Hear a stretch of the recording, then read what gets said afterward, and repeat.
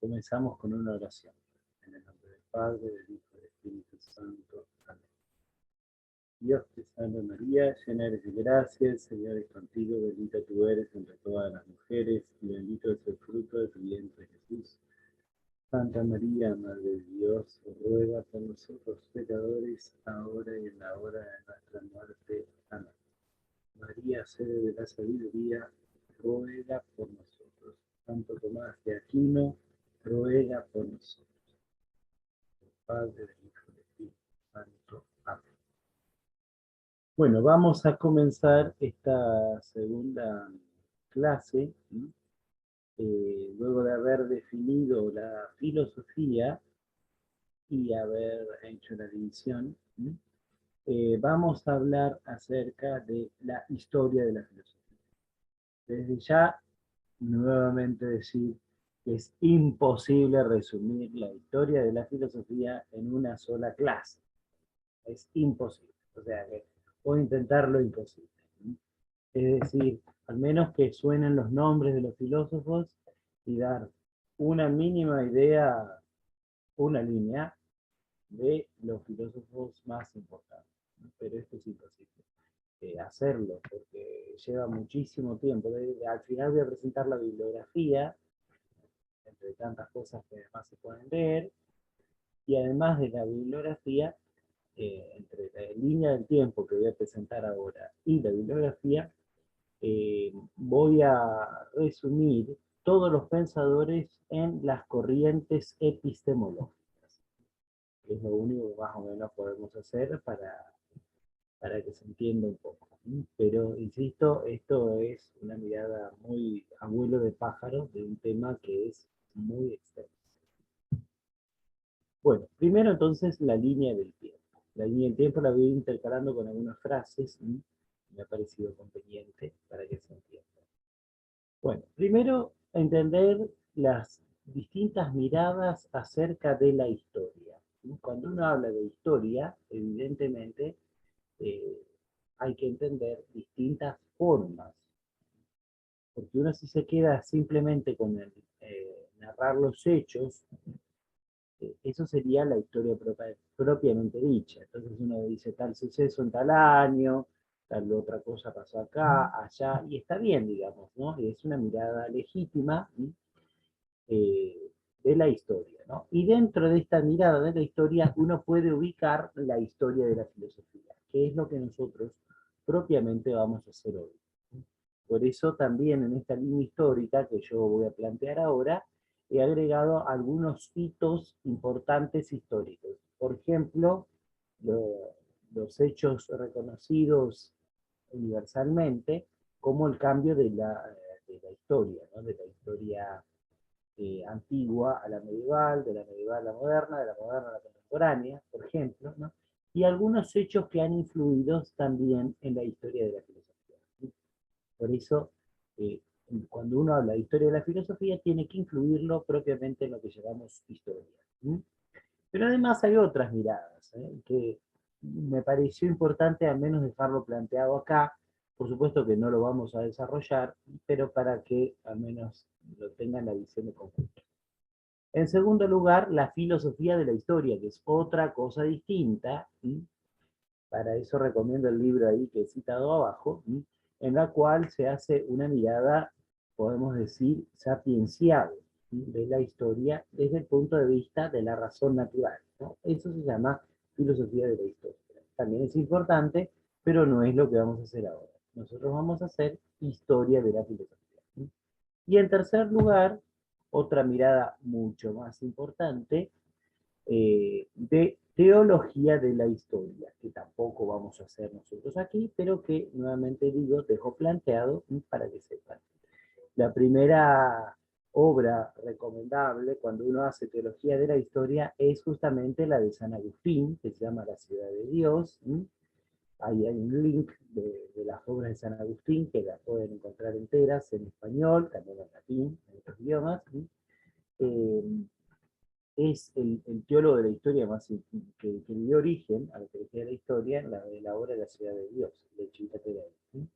Pero quien sigue con esta línea histórica es Bossuet. Por eso cito ahí un trabajo de un filósofo argentino que he citado ya en la clase anterior y que voy a citar muchas veces, es el padre Julio Mendiel, sobre Bossuet. Bossuet es el personaje quizás de la historia más importante de teología de la historia que desarrolla las líneas abiertas por San Agustín. Padre Mendiel tiene un artículo sobre Bossuet, ahí citado. Y además otras obras de este sacerdote argentino eh, que creo son importantes para hablar de teología de la historia. Pero bueno, esto no voy a ahondar en esto, solamente citar, y esto será para otro tema distinto fuera de filosofía. Lo que vamos a hablar hoy es del primer punto, ¿no? Historia de la filosofía, solamente de eso.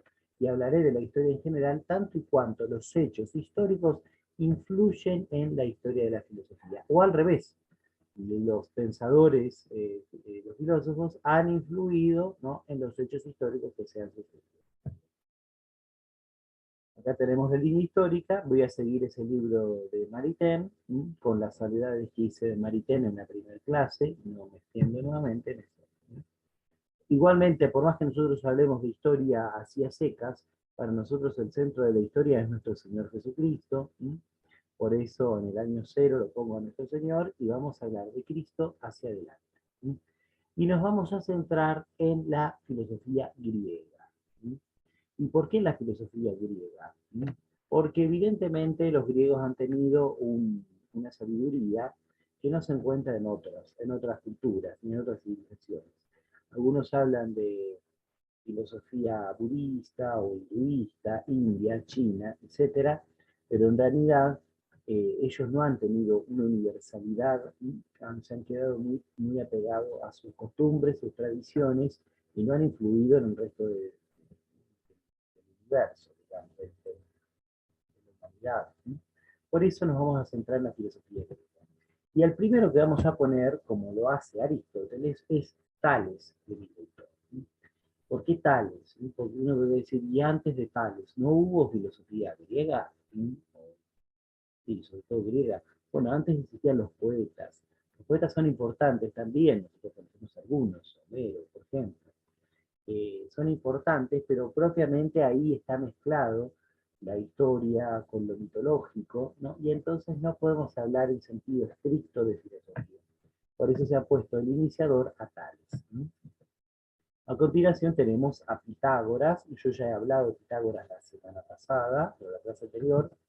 Hemos dicho que Pitágoras es, por antonomasia, el que le dio el nombre a esta ciencia que nosotros queremos hablar de amante de la sabiduría. Todos estos filósofos, y hay otros más, ¿no?, pero no aún, ¿no?, todos estos se llaman presocráticos, porque están antes de este otro filósofo tan importante, que podemos decir habla del conocerse uno a sí mismo, que es Sócrates. Muy conocido allí por su fue asesinado, digamos, ¿no?, por ser coherente, ¿no?, consigo mismo y con su pensamiento hasta el final, ¿no? Y Sócrates fue maestro de otro gran filósofo muy importante de esta época, que fue Platón. Platón, sin duda, lo que buscaba era eh, buscar la esencia de las cosas, y que él ponía en el mundo de las ideas, ¿no?, en un mundo que no está aquí en este mundo, valga la redundancia, que es el mundo de la apariencia, sino en el mundo que es el mundo, podemos decir, de los dioses. Entonces, en definitiva, es el bien, ¿no? Y el uno, ¿no? Todas esas, ese es el mundo de las ideas, ¿sí? Pero bueno, no puedo andar en las ideas de Platón, muy interesantes, ¿no? Los padres las han usado mucho a las ideas de Platón, los padres de la iglesia, ¿no?, para explicar muchísimas cosas de la fe. ¿Sí? Y después de Platón nosotros tenemos a Aristóteles. Aristóteles es el que intenta explicar el mundo de la realidad que está delante de nuestra mirada. Por eso esa pintura, que creo que la he puesto en la semana anterior, de Rafael Sanzio, habla de Platón y Aristóteles, ¿no? el anciano es Platón, que indica hacia arriba, hablando del mundo de las ideas, ¿no? El mundo de los dioses, digamos así, y Aristóteles, su discípulo, es el que indica el mundo delante, que es el mundo de la realidad. O sea que todo lo que Platón coloca en el mundo de las ideas, Aristóteles va a colocar adelante, ¿no? Es decir, lo que Platón llama ideas, Aristóteles va a llamar forma. No, y ahora en esto, después va a haber ocasión para hacerlo, ¿no? Pero por eso Rafael, sintetizando con una imagen las enseñanzas de estos grandes filósofos que todavía hoy los seguimos estudiando, ¿sí? Los plantea así de esta forma.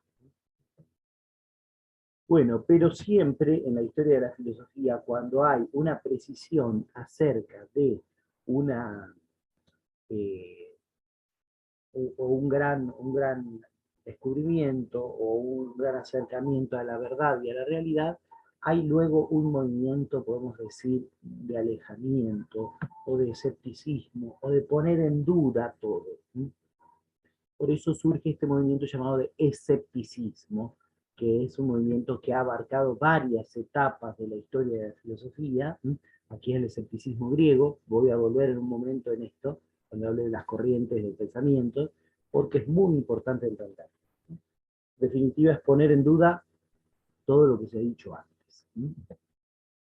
Junto con el escepticismo surge otra corriente griega que se llama el epicureísmo. El epicureísmo es como si fuera el hedonismo griego, así en breves palabras, ¿no? Que se queda, tiene su origen en Epicuro, ¿no? Se queda justamente en lo que aparece a la vista, lo sensible, y por eso como respuesta moral es solamente el placer. Eso es el epicureísmo. Luego también voy a contar un poquito de ello. Y otro movimiento importante luego, como otra alternativa, esto es el estoicismo, que toma su nombre de la stoa, es decir, puerta, ¿no? Que era el lugar de pórtico en el cual se enseñaba, ¿no? Un movimiento muy importante que en definitiva se va mezclando después con otras ideas, ¿no? Por ejemplo, de Platón, ¿no? Y entonces así tenemos en la filosofía romana, tenemos a Cicerón, un filósofo importante, también político, ¿no? Eh, donde se ven tanto ideas de los estoicos como ideas de la academia, que era la escuela fundada por Platón. Puedo seguir ahondando en esto. Sí. Quiero citar, para cerrar esta parte así, o este vuelo tan rápido que estoy haciendo de la filosofía en el mundo antiguo, una frase, o dos en realidad, de una obra de San Clemente de Alejandría, que tenemos allí. La cita abajo, ¿no? Tomada de la Surjanian, que es la edición crítica de la obra de, en este caso, de San Clemente, la mejor que existe. Yo os mostraré por extenso en mis strómatas, es la obra de San Clemente que estoy citando, que la filosofía también es, en cierto modo, una obra de la providencia divina. Por eso es que a nosotros nos interesa estudiar la filosofía. La filosofía es una obra de la providencia divina. ¿Por qué? Sigue diciendo más adelante San Clemente. Dado que había de venir el Señor, la filosofía era indispensable a los griegos para conducirlos a la justicia. Ahora ella deviene útil para conducirlos a la veneración de Dios. Ella sirve de formación preparatoria a los espíritus que quieren obtener su fe por la demostración. Dios es la causa de todas las cosas buenas, de una inmediatamente y por ellas mismas, tales como el Antiguo y el Nuevo Testamento, y de otras como corolario, tales como la filosofía. Puede ser la misma filosofía que ella haya sido dada también como un bien directo a los griegos, sabiendo que el Señor había ensanchado su llamado hacia ellos, porque ella estaba destinada a su educación, tanto como la ley hacia los judíos, para ir hacia Cristo. Sin duda, muy audaz la afirmación de San Clemente, pero así veían los padres la filosofía, ¿no? Es decir, una un instrumento, una obra de la providencia divina, que Dios mismo usó, así como el Antiguo Testamento fue propedéutico, preparatorio, ¿no?, a que los judíos aceptaran a Jesucristo y aceptaran el Nuevo Testamento, así también para los griegos, ¿no?, para los más preparados, ¿no?, les servía la filosofía. Vamos a decir una analogía, pero fíjense, no está diciendo que la filosofía está inspirada por Dios, ¿no? Porque el Antiguo y el Nuevo Testamento fue, dice, preparado directamente, ¿no?, inmediatamente, como una cosa buena, directamente querida por Dios. Y en cambio otras dice como corolario, es decir, de distintas formas, ¿no? Pero sin embargo todas esas sirven para ir hacia Cristo, ¿no? Hasta ahí San Clemente, y esta es la mirada, insisto, que tienen los padres de la filosofía. Nuevamente tenemos en el centro de la historia de nuestro Señor Jesucristo, y un filósofo contemporáneo de nuestro Señor es Filón, que era un filósofo de Alejandría. Recuerden que en Alejandría vivía una comunidad judía la más importante fuera de Palestina, y Filón por eso era judío. Así se tradujo la importante Biblia llamada de los 70. Luego de Filón tenemos a San Justino, el primer filósofo cristiano, que él dice que busca la verdadera filosofía y por eso se convierte, ¿no? Muy importante. De hecho, el Papa Juan Pablo II, en su encíclica Fides et Ratio, nos presenta a San Justino como el primer filósofo cristiano. Sigo, porque es mártir, ¿no? No ahondo, sus obras, las apologías, son importantísimas, pero no puedo tenerlas. Luego viene una corriente en el mundo pagano llamado neoplatonismo, como una reedición de las ideas de Platón. Hay muchos escritores neoplatónicos, por ejemplo, Amonio Sacas, que algunos dicen que se convirtió, por ejemplo, San Jerónimo, Plotino, Porfirio, Proclo, etc. Las obras de los neoplatónicos influyeron en el pensamiento cristiano. Por ejemplo, en Orígenes, que era un gran pensador, discípulo de San Clemente, que cité antes, ¿no? Que tuvo algunos errores en la teología por influencia del neoplatonismo, pero sin duda creo que hay que rescatar su pensamiento, ¿no?, y también su obra filosófico-teológica.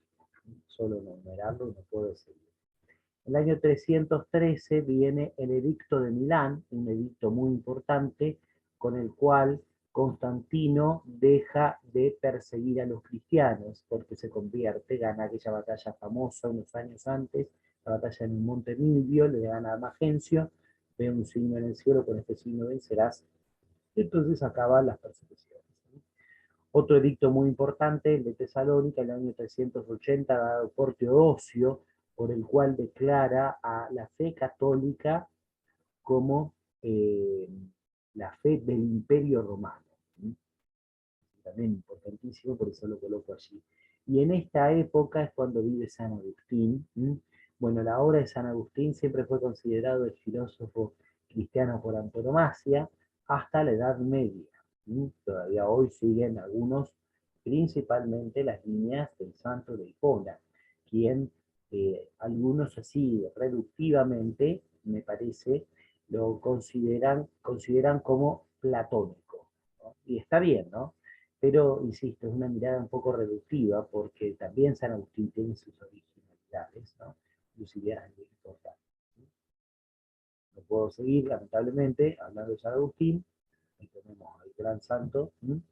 Y después, algo muy importante, en el año 476 fue la caída del Imperio Romano de Occidente, como ustedes saben, porque ese fue el fin de la Edad Antigua y el inicio de lo que después llamamos la Edad Media. ¿Cómo cayó? Por la invasión de los bárbaros, es decir, estos pueblos del norte de Europa que venían bajando continuamente hacia el Imperio Romano, también invadieron a San Agustín. San Agustín murió en plena invasión de los bárbaros, ¿no? Pero aún así los santos son capaces de ver mucho más allá de las miradas chatas y horizontales de los hombres, y él ahí en ese momento escribió La ciudad de Dios, poniendo el cimiento espiritual para lo que fue después la Edad Media y la cristiandad. No puedo dar, sigo nomás. Otro filósofo muy importante en esta época fue Boecio. Boecio, que viene esa etapa, un gran filósofo alemán llamado Peter, dice que la Edad Media comenzó cuando un político dejó la corte real y entró en la vida religiosa. Ese fue Boecio, que de hecho escribió una obra importante que se llama La consolación de la filosofía.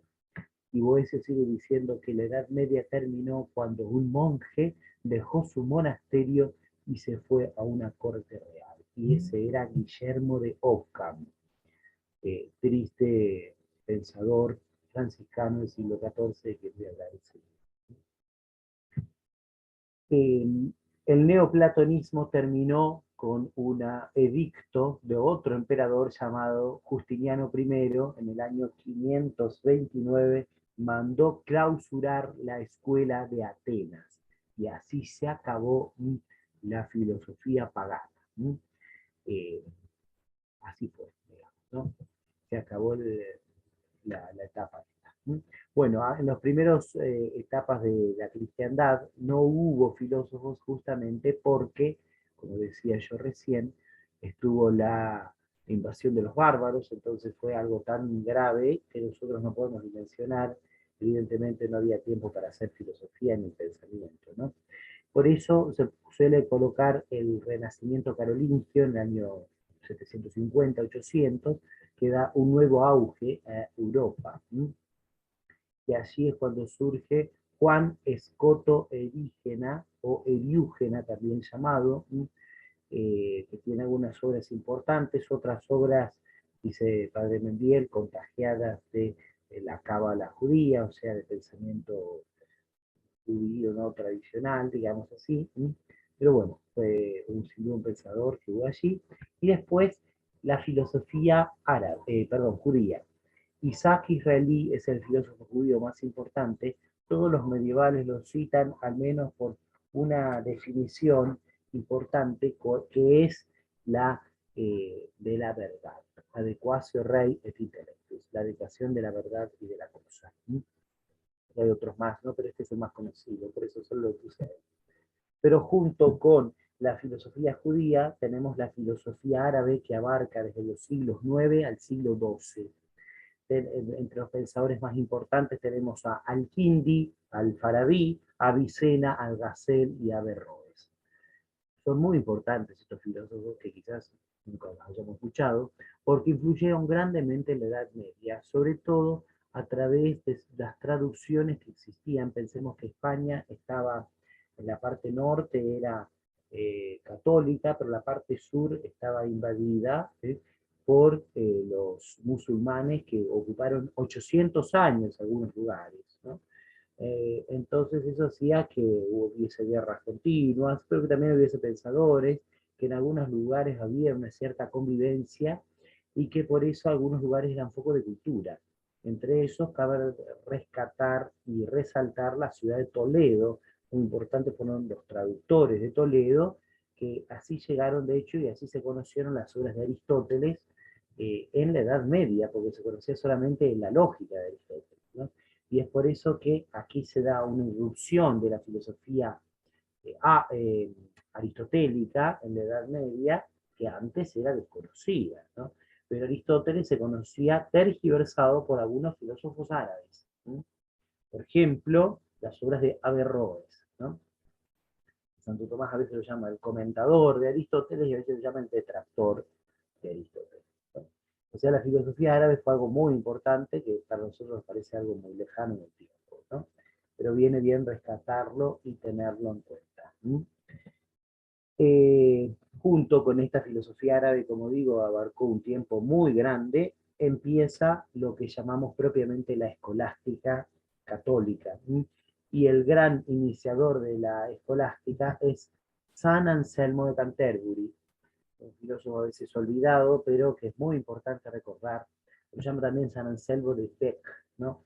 O Eh, También se lo conoce por la ciudad donde fue el monje, ¿no? Porque primero fue monje benedictino y después fue arzobispo de Canterbury.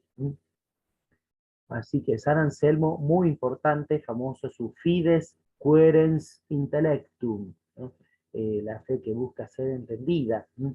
Pero bueno, importantísimo, gran influencia en toda la Edad Media, pero como digo, no puedo detenerme. A veces malamente se lo ha reducido al argumento ontológico, no se le hace justicia a este gran santo que continuó con la obra de San Gregorio VII Papa para luchar por la independencia de la Iglesia, ¿no? Y que llevó a la filosofía sin duda al inicio de la cúspide de la cristiandad. Junto con San Anselmo viene Alejandro de Ales más adelante y San Buenaventura, que fueron los grandes maestros de la escolástica de los franciscanos, ¿no? Todos ellos se dedican a enseñar en la Universidad de París, ¿no? Comentando las obras de Pedro Lombardo. Lamentablemente no puedo detenerme en los grandes maestros franciscanos, ¿no?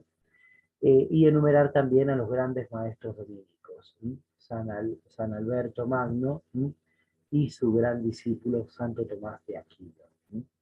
Eh, Ahí tenemos un cuadro que representa una etapa en la vida de San Alberto y Santo Tomás, porque Santo Tomás fue alumno de San Alberto, a Santo Tomás le decían buey mudo, y entonces San Alberto se dio cuenta quién era su discípulo, y entonces dijo esta frase famosa, dijo, vosotros le llamáis buey mudo, pero yo os aseguro que alguna vez el buey mudo hablará y sus mugidos llenarán el mundo entero. San Alberto fue el primero que se dio cuenta quién fue Santo Tomás, ¿no? Él lo impulsó para que fuera maestro muy joven en la Universidad de París, después teólogo del Papa, después nuevamente en París, etc. No puedo hablar de Santo Tomás, pero sí decir que la filosofía de Santo Tomás es la filosofía de la Iglesia, así dicho por los sumos pontífices largamente, después de dar un artículo para la que lean, pero no puedo detenerme en ello. Sigo. Luego viene otro maestro dominico, Eckhart, que no sigue la línea de estos grandes dominicos, más bien es más bien místico.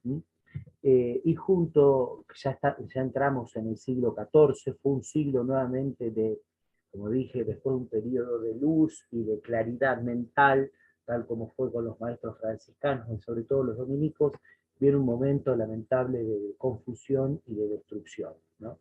Bueno, eso representa la filosofía de Duns Scoto y sobre todo la de su discípulo Guillermo de Ockham. Guillermo de Ockham fue condenada su doctrina, porque él renegó, como dije antes, salió del convento franciscano y se fue a la corte de Baviera. Fue condenada su doctrina por el Papa Juan XXII, el Papa que canonizó Santo Tomás, dicho sea de paso, y lo canonizó, después de canonizar a Santo Tomás, condenó los errores de Ockham con la doctrina de Santo Tomás, ¿no? Decía un profesor mío en el seminario, el padre Carlos Diestro, decía, esto fue una obra profética porque todos los errores modernos y contemporáneos están todos contenidos en el nominalismo de Santo Tomás, perdón, de Guillermo de Ockham, ¿no? Y entonces que el Papa Juan XXII haya condenado la doctrina nominalista, como se la conoce la doctrina de Ockham, con la doctrina de Santo Tomás, es una especie de profecía, ¿no? Para todos los tiempos, ¿no? Para todos los tiempos, justamente como están todos los errores condenados en germen ya por un papa de Aviñón, paradójicamente, ¿no? Porque fueron los papas que estaban en esa época allí.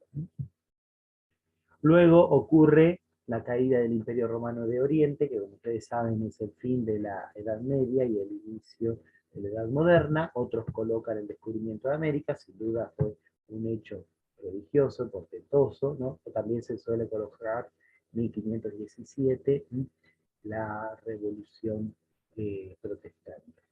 Pero bueno, este es el fin de la Edad Media y el inicio de la Edad Moderna. Para sintetizar un poco la filosofía de la cristiandad, quiero citar las palabras nada más ni nada menos que de San Pío X en su encíclica Pascendi, donde condena todos los errores del modernismo que hoy se ve con el progresismo, y dice este santo papa esta frase: el apartarse del doctor de Aquino, en especial en las cuestiones metafísicas, nunca dejará de ser gran perjuicio. Y lo dice nada más ni nada menos que condenando el modernismo. Y nuevamente diciendo que debemos estudiar la filosofía de Santo Tomás, porque cuando uno no estudia la filosofía de Santo Tomás, entonces termina yendo a cualquier filosofía moderna que no es la segura senda por la cual la Iglesia quiere que nosotros andemos. Y cito otra cita del padre Julio Mendiel, eh, que habla de la cristiandad, justamente este periodo de la Edad Media, pero por la referencia que hace de la filosofía de Santo Tomás, me parece muy importante traerlo a colación. La plenitud de la ascensión fue lograda de un modo visible dentro de la inevitable imperfección de la humanidad caída en el siglo XIII, cuando la acción social del cristianismo se haya representada por los papas Inocencio IV y San Gregorio X y por San Luis Rey de Francia, cuando su actividad intelectual ilumina con la inteligencia de San Buenaventura y de Santo Tomás de Aquino, cuando la actividad artística resplandece en los frescos del Beato Angélico y en la Divina Comedia del Dante y en la Catedral de Chartres, y cuando por encima de todas estas obras del espíritu humano jamás superadas, éste se conserva tan vacío de sí mismo que no atina a exclamar, sino con Santo Tomás de Aquino a su hermano Reginaldo, que le alentaba a continuar la suma teológica: Reginaldo non possum omnia que scripsi videntur mihi palea. Reginaldo, no puedo, todas las cosas que he escrito me parecen para mí paja. Esto es la cristiandad, ¿no? Es el mayor orden posible, ¿no? Que de la inteligencia que descubre una senda hasta Dios, ¿no? Y que pone esa sabiduría al servicio de la revelación, y teología, en otras palabras, ¿no? Y por otro lado, todo eso es nada comparado con lo que ven, incluso en la vida mística, ¿no? Por eso son los auténticos santos. Los santos son los auténticos santos, ¿no? San Buenaventura y Santo Tomás, San Alberto. Pero bueno, no puedo andar en esto, solamente dejarlos gozados. Sigo. Luego de la Edad Moderna viene Descartes, que fue sin duda un quiebre. Descartes ahonda el quiebre de Occam. Descartes lo que dice es que quiere volver, poner el primer principio, dudar de todas las cosas, ¿no? Y por eso llega a dudo, luego existo, ¿no? Como el inicio de la filosofía. Cogito ergo sum, pienso, luego existo, ¿no? Entonces, esto da origen a un movimiento que primero el racionalismo continental, es decir, del continente europeo, por eso se dice continental, eh, por ejemplo, además de Descartes, Spinoza, Wolff, Leibniz, Malebranche, que lo que se quedan es en la inteligencia del hombre, en la razón por la razón misma. Y por otro lado, los otros que se quedan en la experiencia, que sobre todo van a ser los ingleses, Locke, Berkeley y Hume, particularmente, sobre todo en la moral, que se dice, no, lo que vemos no es en la experiencia, no en la razón. Lo importante es allí, ¿no? Entonces ahí ya hay un quiebre entre res cogitans y res extensa, para decirlo en palabras de Descartes, ¿no? Bueno, que en realidad es una oposición que no tiene que existir. Esta oposición se ve ahondada por Kant, Kant primero influenciado por el racionalismo continental y luego que lee a Hume, el filósofo empirista inglés más importante, y entonces, según él, lo despierta de su sueño dogmático, ¿no? Pero en realidad Kant ya es el inicio de la modernidad, ¿no? Por eso se conoce como el fin de la modernidad y el inicio de la contemporánea. De hecho, en su época ocurre la Revolución Francesa y Kant se alegra de eso.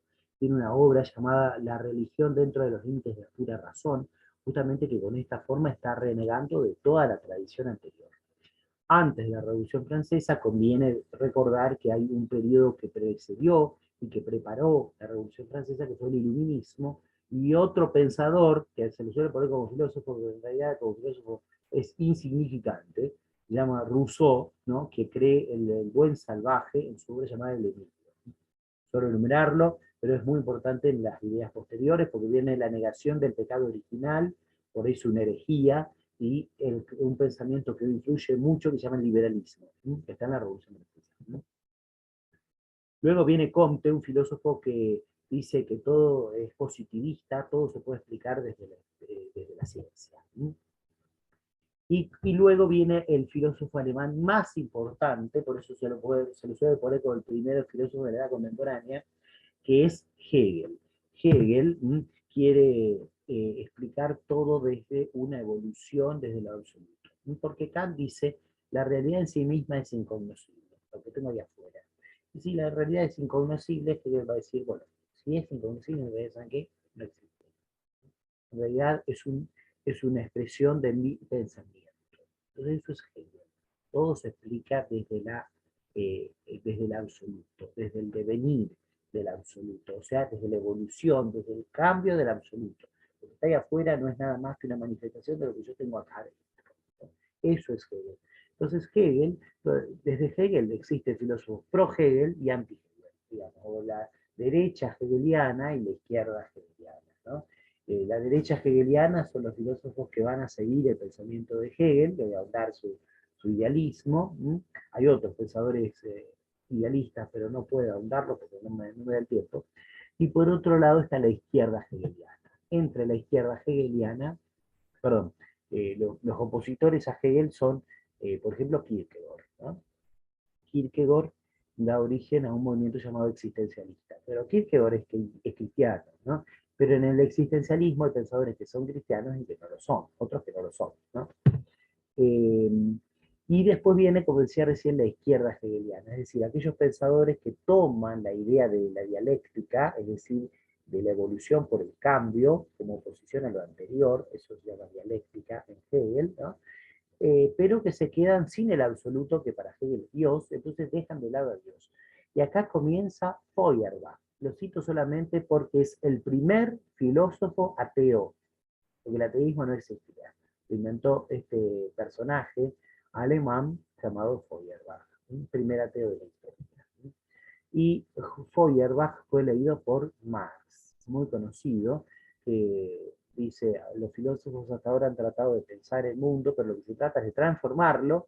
Entonces Marx pone la dialéctica o el cambio como el motor de la historia, ¿no? Ya no más de Dios, ni del absoluto, ni de la historia, que eso ya no nos interesa, o nos interesa la historia tanto cuanto tiene que ver, en definitiva, con el trabajo y la dictadura del proletariado. Entonces es esencialmente un enemigo de Dios, ¿no? Lucha contra Dios. No puedo dar ideas más. Pero estas ideas son después transformadas por Gramsci, un filósofo italiano, fundador del comunismo italiano, que misteriosamente se convierte en la cárcel al final de su vida, ¿no? Pero hizo mucho mal, porque él dijo, Marx creía que íbamos a tomar la dictadura del proletariado, iba a llegar por medio de eh, eh, la revolución de los proletarios y que era algo ineludible de historia, ¿no? Eso hay que acelerarlo y hay que tomar la clase dirigente y la clase pensante. Entonces, como hay que tomar la clase pensante, nosotros tenemos que tomar el sentido común de la gente y para eso tomar los intelectuales, los profesores, los medios de comunicación, los universitarios, ¿no? Y desde ahí cambiarle el sentido común a la gente. Claramente lo que está sucediendo hoy, ¿no? Con otras ideas desarrolladas en la Escuela de Frankfurt, pero es esto lo que está sucediendo hoy. No puedo andar en esto, simplemente decirles, ¿no? Y después recomendarles eh, un libro concreto, cortito, que ahonde en estas ideas, ¿no? Después viene Nietzsche, en esta época, Nietzsche lucha contra Dios también, quiere crear el superhombre, son algunas ideas que están detrás de algunos pensamientos totalitarios, por ejemplo, de alguna ideología alemana, ¿no? En fin, etc. Y después viene Husserl quiere volver, según su expresión, a las cosas mismas, volver a las cosas mismas para él era renunciar a Hegel, ¿no? algunos dicen, funda una escuela filosófica llamada la fenomenología. Hay otros filósofos que desarrollan algunas de sus ideas, ¿no? La más conocida es Friedrich Stein comienza desde la fenomenología, pero después tiene un viraje hacia Santo Tomás. ¿Sí? Termina como carmelita y asesinada, como ustedes saben bien, ¿no? Mártir. Pero bueno, solo citar a eso, pero no puedo tampoco dar esto. Luego viene Heidegger, otro filósofo existencialista, que nada que ver con las ideas de Kierkegaard, ¿no? Muy importante hoy en la actualidad. Y otro filósofo es Sartre, otro existencialista, pero nada que ver con los otros dos que he citado antes, es ateo. La esposa de Sartre era Simone de Beauvoir, que es quien da origen a la ideología de género. Un tema importantísimo, pero que tampoco tengo tiempo para ahondarlo, ¿no? Que en definitiva lo que hace es desarrollar las ideas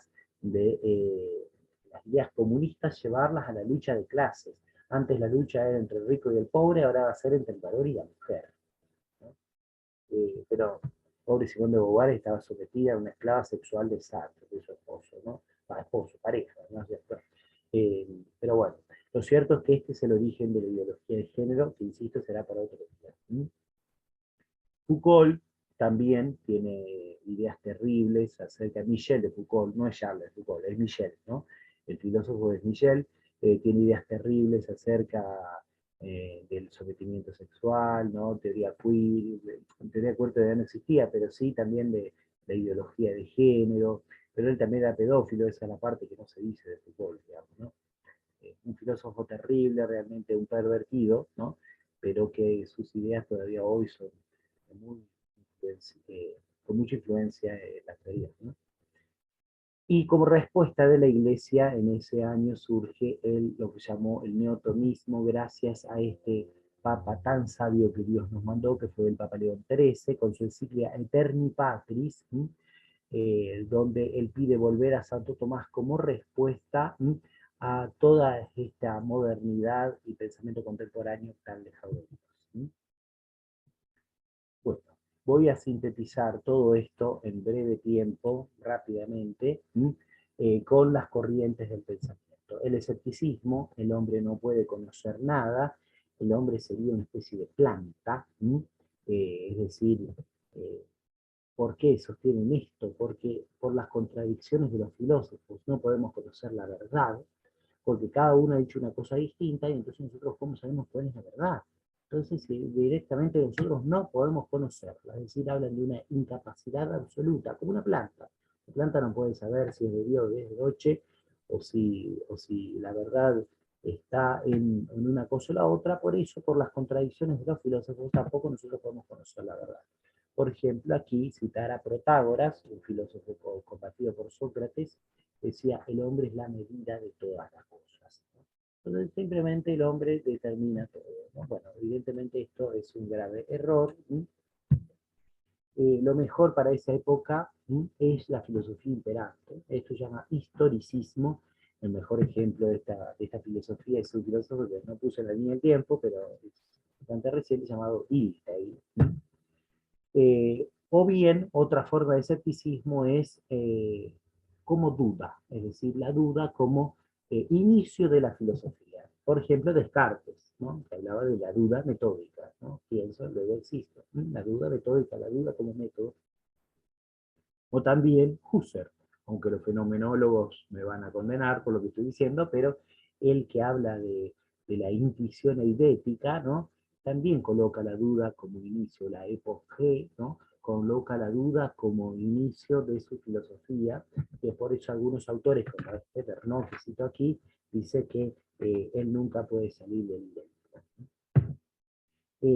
Pero en realidad los primeros principios no se demuestran. Yo no puedo demostrar que no se puede ser y no ser, como comentábamos en la clase anterior, porque en realidad eso es evidente por sí mismo. Cuando entiendo las preposiciones y las partes, entiendo también la conclusión, ¿no? Así que el escepticismo en realidad nosotros no podemos caer en esto, porque es en sí mismo un error. Pero escéptico sabido en toda la historia de la filosofía. Un ejemplo más claro del escepticismo es el nominalismo, es decir, las cosas son meros nombres. Como decía Occam, yo no puedo conocer la verdad simplemente es el nombre autoritariamente que le pongo, ¿no? Es decir, yo esto le llamo vaso, le llamo agua, pero es por una convención. Si nosotros esto le hubiésemos llamado helicóptero, sería otra convención, prevaleció simplemente esto. Parece algo inocuo, indefenso, pero es lo mismo decir, bueno, el aborto está mal porque está prohibido, pero si el aborto estuviera permitido sería bueno. De hecho, Ockham tiene esta frase terrible que dice, bonum quia mandatum, malum quia prohibitum. Es decir, lo bueno es porque está mandado y lo malo es porque está prohibido. En esta concepción, la autoridad es un tirano, ¿no? Que simplemente dice que está bien y que está mal, ¿no? Entonces es una filosofía terrible, ¿no? Ahí está el franciscano que dio origen a este libro, ¿no? De hecho, hay un filósofo que se llama Jolivet, que dice, en una obra que se llama Las fuentes del idealismo, que dice que el idealismo está contenido en la filosofía de Ockham y de Nominatus, ¿no? Segunda corriente, el empirismo. El empirismo sostiene que lo único importante es la experiencia o el apetito sensible. Por ejemplo, el epicureísmo que citábamos antes. Pero hubo otros empirismos, el empirismo inglés, hablábamos recién también, ¿no? Es decir, lo único importante es la experiencia. Todo lo demás yo no lo conozco, no lo puedo conocer, ¿no? Por ejemplo, tenemos allí una frase de Epicuro que dice, la clave de una vida feliz es acumular la mayor cantidad de placer y reducir al máximo el dolor. Eso es el epicureísmo. Eso es, en síntesis, ¿no? El hombre entonces es concebido como un animal, porque el animalito tiene ganas de algo, lo hace, y no tiene ganas y huye de eso. Entonces el hombre está reducido a una especie de animal, ¿no? Entonces uno quisiera saber en dos palabras qué es el hedonismo, qué es el epicureísmo, ¿no? O qué es el empirismo, entonces uno dice simplemente esto. El hombre es una especie de animal, ¿no? Seguimos avanzando, el racionalismo. El racionalismo, Descartes y todos sus sucesores, sostienen que lo único importante es la razón. Entonces, prescinden de los sentimientos, que también está mal, ¿no? Por ejemplo, dice Descartes esto, los sentidos engañan de vez en cuando, otra traducción dice los sentidos nos engañan a menudo, los sentidos engañan de vez en cuando y es prudente no confiar en su totalidad a quienes nos han engañado una sola vez. Como los sentidos nos engañan, entonces prescindimos de la experiencia. La concepción esta errática de Descartes, cada vez profundizada más por el racionalismo continental europeo, ¿no? Entonces el hombre es concebido como una especie de ángel o espíritu desencarnado, donde tiene que prescindir de lo que veo, de lo que siento, y esto también está mal porque el hombre es una unidad, ¿no? Hay un desprecio por la experiencia, ¿no? Por la experiencia sensible, por los sentimientos, etc. Esto tampoco es humano, ¿no? Entonces esto también tiene que ser condenado. Y por último termina como su sentido más radical en noumenon kantiano, es decir, para Kant las cosas en sí mismas son incognoscibles.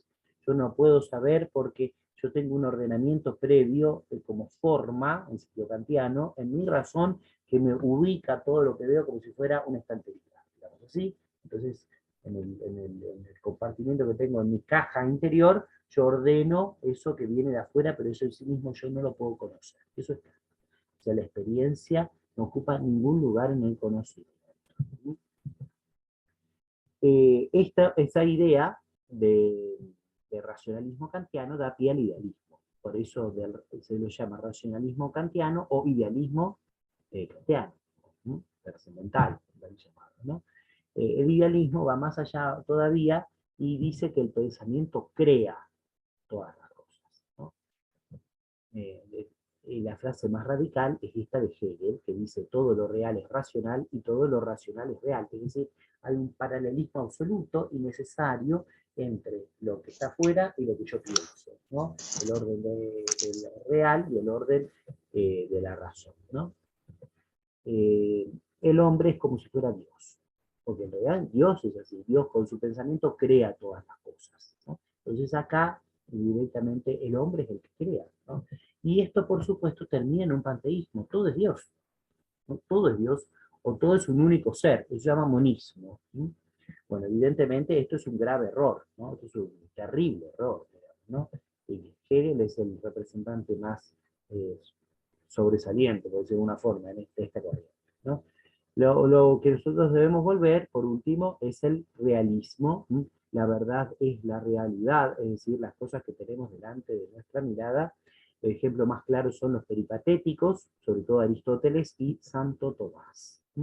Por eso ahí vemos a Aristóteles, Platón, Santo Tomás y Averroes, ¿no? Este filósofo árabe que he citado antes, ¿no?